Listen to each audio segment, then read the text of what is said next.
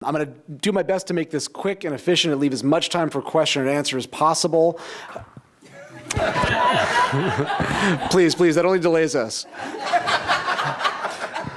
Okay, some of you have seen this before. Just by show of hands, how many of you have seen this very thing before? Then I'll be super duper quick. Okay. Again, what I'm about to talk about is counterintuitive. And what I mean by that is that everybody knows that free parking is more attractive than paid parking, that we need to be supporting businesses with all we've got. But what we've come to realize is that the unintended consequences of the current parking situation, of the current parking policy, are creating problems. And what we've created is what we like to call a parking lottery, where the lucky few get free spaces all night long, but most customers in the evening, and frankly, a lot of residents too, end up losing in that parking lottery. Now, we've got basically two conditions. We've got the daytime world and the evening world. And the daytime world is working more or less okay. It's really the evening world, when the meters shut off, that we have this parking lottery.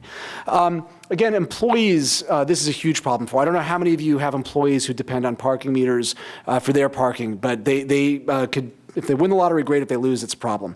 And what we've come to, and what we've seen from other cities that have made changes like the ones we're talking about, is that more predictability works. It's good for customers, it's good for employees, and it's good for businesses. We've done a little bit of outreach. Here's a list. I'm not going to read it to you.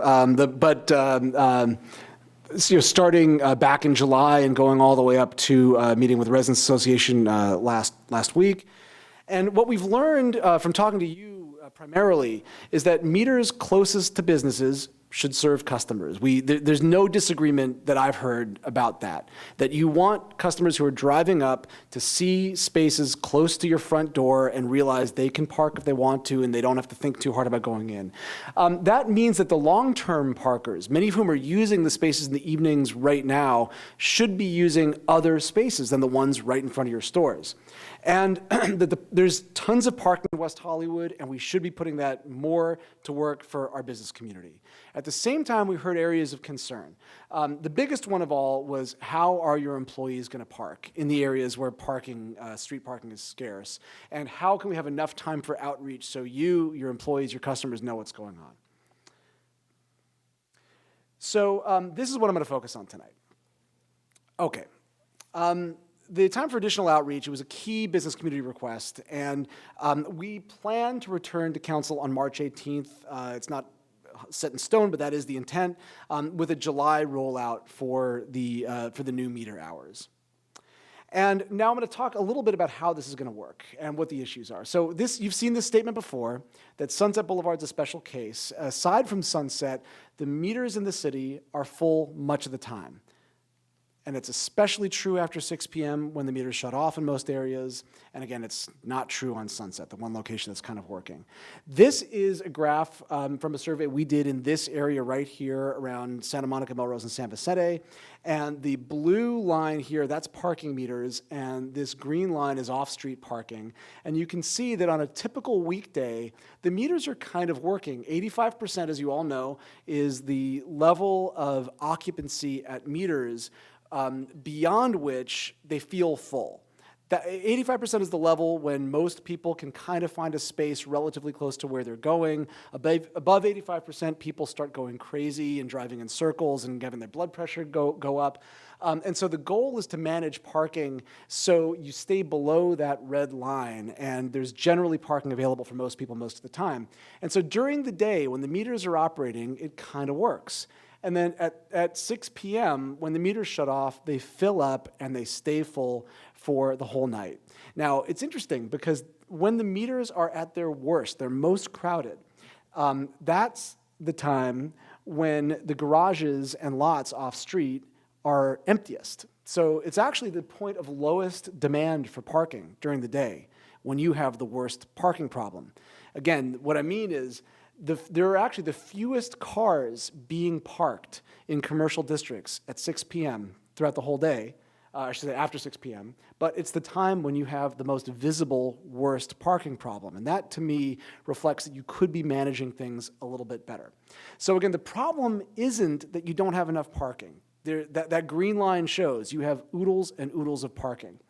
The problem is when the meter enforcement stops at 6 p.m., the meters stop turning over, and you'll see it's one car parked in each space, and they stay there for the whole night. And this is a problem for customers, it's a problem for employees, and it's also a problem for neighbors. To show you how this works, I invented a typical block in this area, and the architects among you, I ask you to forgive me for my illustration. This is a mixture of daytime and evening uses, restaurants, boutiques, salon, homes, north and south, as you often have, and of course, there are meters here and on the wraparound streets, no parking in the residential area.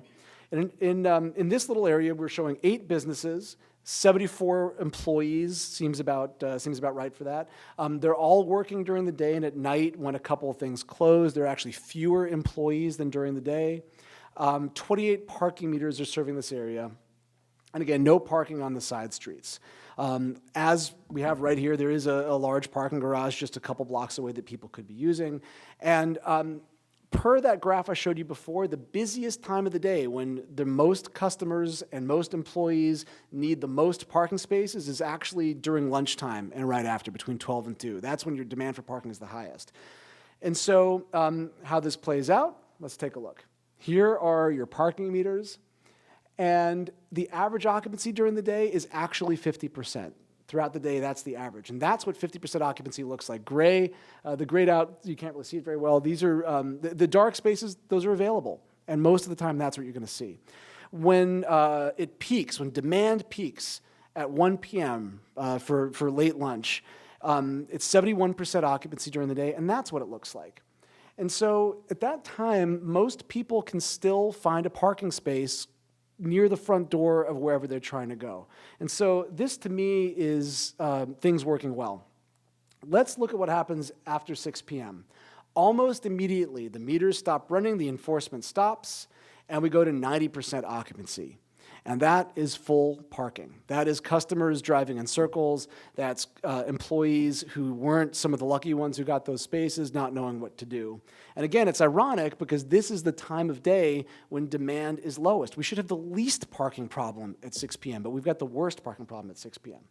And so again, what happens is the drivers show up, they don't see a space where they need one, and they start driving in circles.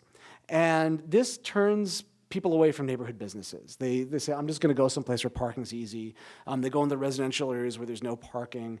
This actually contributes to traffic congestion. It contributes to all kinds of issues. Now, we don't have to go far to see a different policy having totally different outcomes. And if we look at Sunset, here's the west side of the Sunset Strip. The meters run till 2 a.m., as everybody knows. And the idea, which this to me summarizes everything. When the businesses are open, the meters are on. Simple as that. And during the day, they're serving short-term parkers. And then in the evening, starting at 10 p.m., the meters go to 4 hours because you can program them to work longer. And then people can actually have a whole evening out. And this is a weekend, the busiest time on the Sunset Strip. And as you can see, just at one little point near the end of the night is when the meters are full. But throughout most of the night, there's a space to park. And just to show you again how this works, numbers-wise, there's a typical block on Sunset. And that's what it looks like. I'm sorry about that. And that's what it looks like on average, 60% occupancy through most of the evening. And up until 1 a.m., there's plentiful parking. And the only difference is that you're running the meters. Meanwhile, back in Santa Monica, even at 6 p.m., people are driving in circles looking for spaces. So the limitations with the policy on Santa Monica, the meters are filling up, as you guys know. There's not much turnover. It means that the customers aren't getting served. It's giving the false impression that there's no parking. This is a big deal to me because my goal as a parking consultant is to help you get the most out of your parking. And when people drive in and they see full meters, they don't think to themselves, well, I bet there are a bunch of spaces off street I could park, and they think this area is full and I'm going to go somewhere else. And again, that's unfortunate because you do have hundreds of off-street spaces available at those times. and still drivers are circling around, and it's an issue. Now, the biggest problem, of course, is for casual patrons, the people who want to come for frozen yogurt or want to just drop in and buy something quickly. Those are the people that meters are designed to serve, and they're the lifeblood of your businesses. And except on Sunset, again, where things are kind of working, we're making them hunt for spaces. And another thing which is important to note is when the meters are full, it means that the off-street parking operators get to charge very high rates to the desperate few people who have lost the parking lottery but still need to meet their friends for dinner. And some of you probably remember, 15 years ago on the Sunset Strip, it wasn't unusual to see $25, $30 parking fees. Now, because you can always get a parking meter, and I believe it's what, $8 to park? Yeah.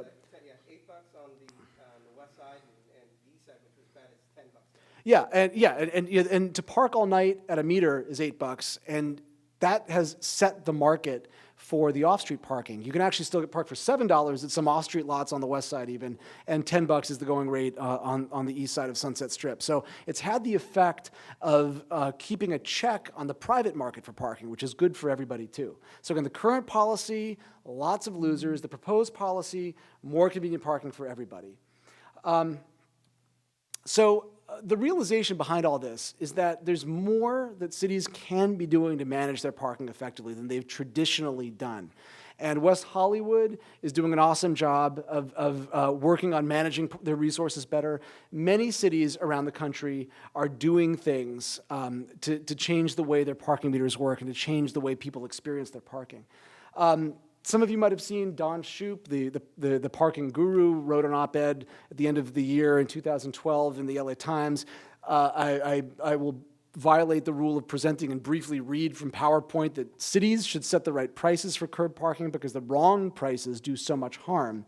And what he found in a study of Westwood Village was that the full parking spaces, because the meters weren't operating or they were underpriced, caused so much circling around that the statistic is 950,000 unnecessary vehicle miles traveled per year, equivalent to 38 trips around the Earth, 4 trips to the moon, wasting 47,000 gallons of gasoline and 728 tons of greenhouse gases, just from people driving in circles looking for parking. And that's manageable. You can stop that.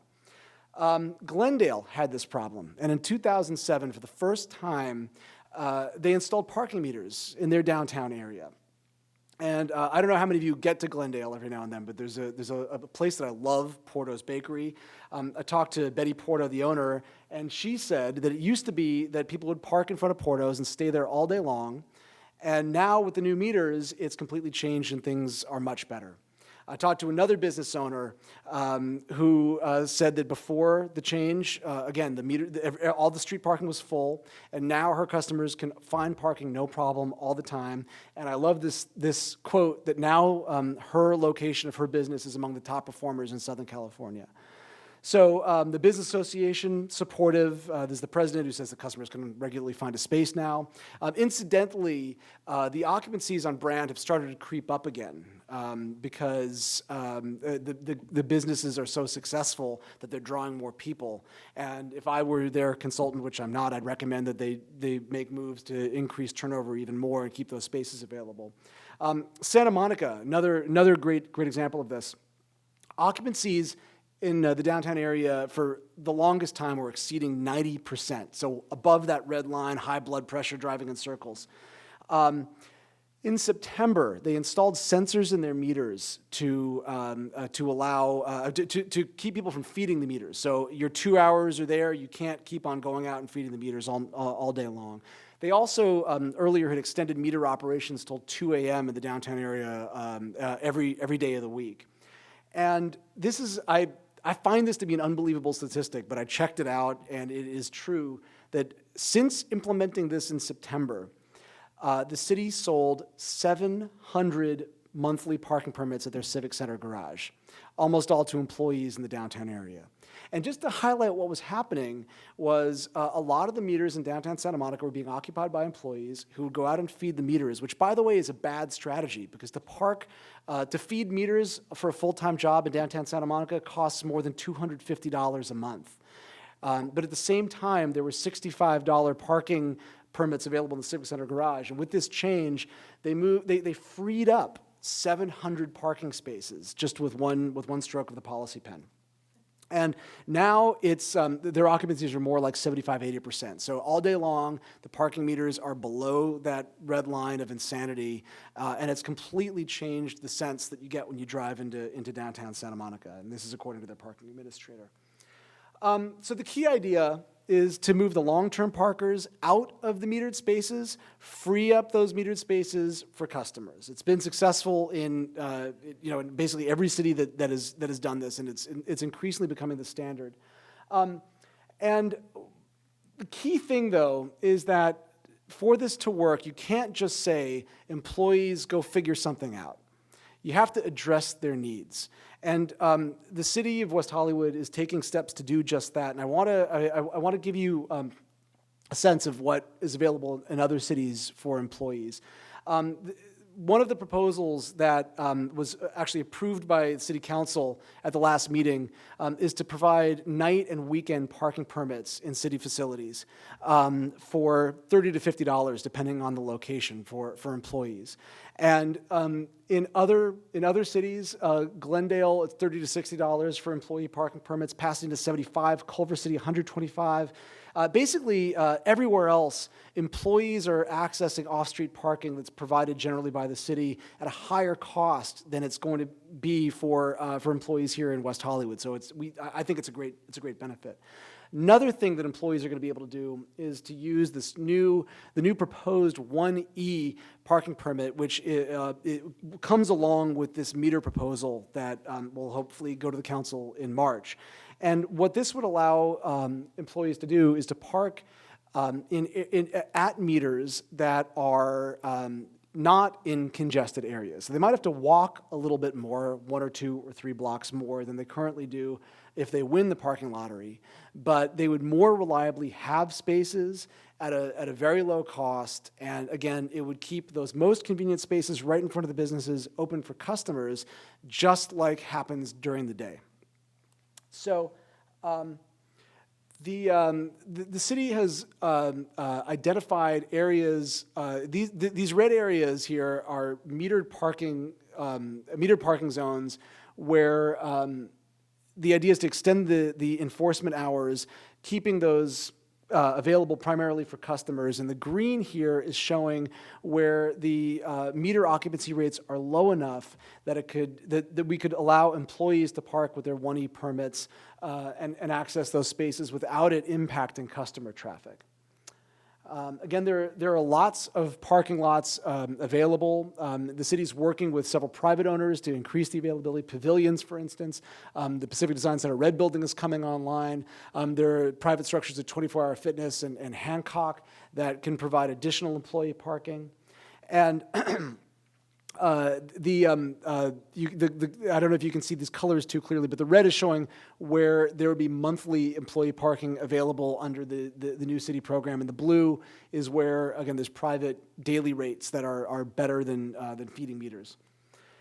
So as we made these recommendations, the earlier recommendations, we got very helpful comments from the Transportation Commission and from the economic development partners, really the business community.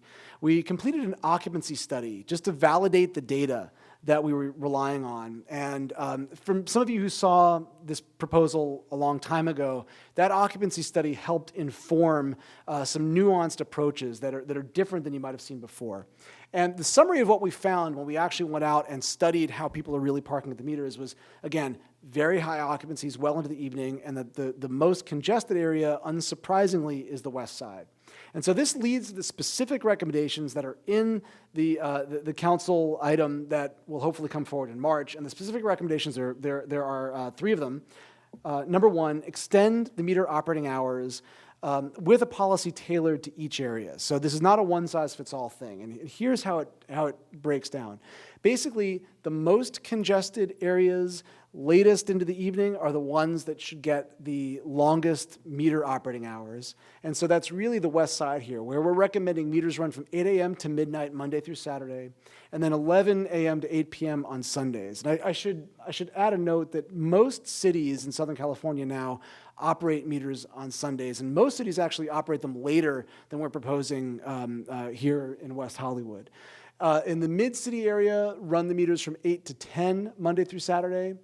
The north-south streets are sort of a different story. We're recommending keeping those mostly the same over here.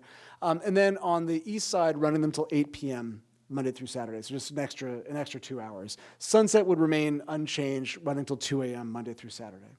And so to show you how this would play out more specifically, the west side, again, obviously it's the highest concentration of nighttime uses, and we think that it's relatively uncontroversial that meters should run here till midnight.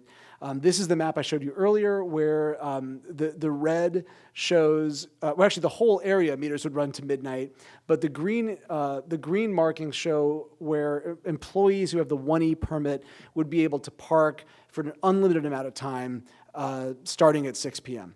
And so for people who don't have that permit, the whole thing is till midnight you have to pay, but for employees, they'd have a break in the green areas.